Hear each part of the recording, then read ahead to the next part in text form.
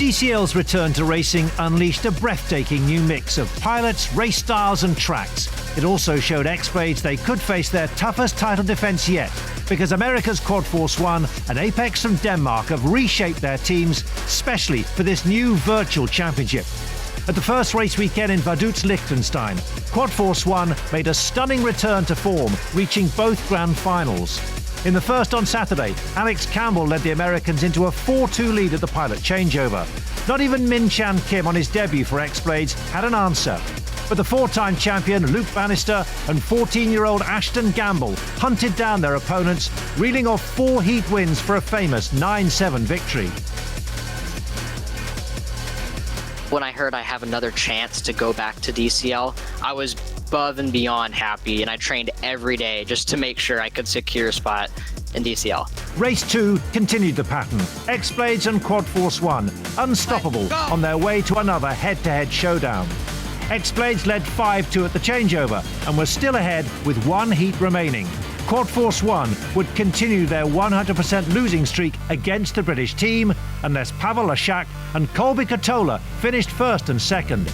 Colby Katola's got to stay where he is, and he's in the position right now. 2 laps down, and he's doing what he's got to do. We go for the final lap of the Brightening Virtual Drone Grand Prix of Vaduz with Quad Force One in first and second. Gamble and Bannister are behind both of them. Over the crane, we make the final turn. We go for the turbo dive. Pavel and Colby! First and second for Quad Force One. Lashak and Katola.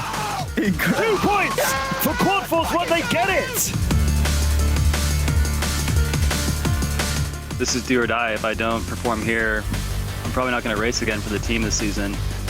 Katola's second place meant the teams were tied on 7 points. Quad Force One took the win because they qualified faster.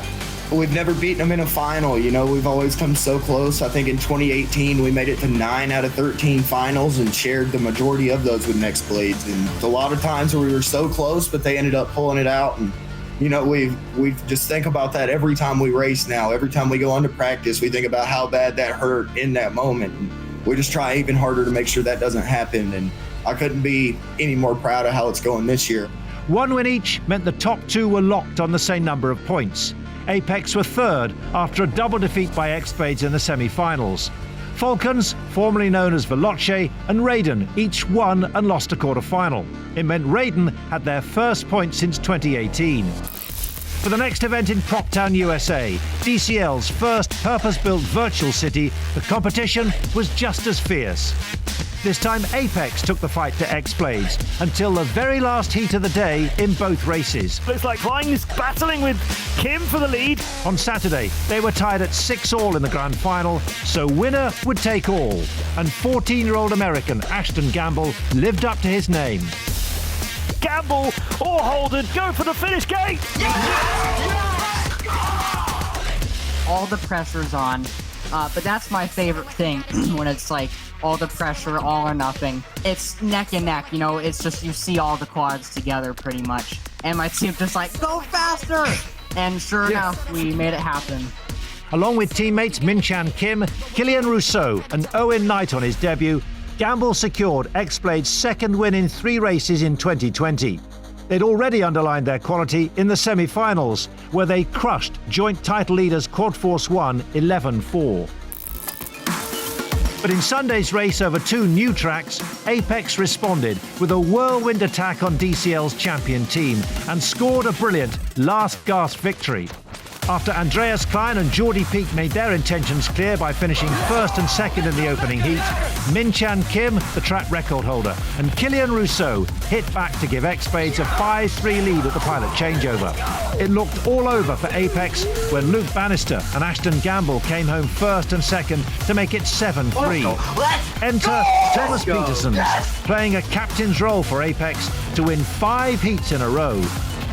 X-Blades have to come in first and second, and the corkscrew is great and narrow and tight for everybody. Holden a little bit hesitant on the exit of it, but he's down in last place. It's Petersons who's been caught by Gamble, and Bannister needs to catch him as well. They'll come up over the top, and Petersons is doing that route he's done before. He's inside everyone else. We come up to the last parts of the Virtual Drone Grand Prix at Proptown, USA, with Petersons in the lead. Gamble and Bannister going in, and Holden has moved up, and Petersons has won it for Apex. Yeah! Woo! Woo! Peterson's was also the star in their semi-final win, taking 4 heats against Falcons and their 12-year-old inspiration, Min-jae Kim. Yet again, Quad Force 1 were pale shadows of their Race 2 win, overpowered by X-Blades in the semi-finals, with Min-chan Kim first or second in all his heats. So at halfway in the season, X-Blades are clear championship leaders, but Apex have moved into contention with Quad Force 1. Falcons stay 4th, yet to reach a grand final. Raiden's new look team keep promising more than they deliver, while China Dragons and Drone Sports Global are getting left behind.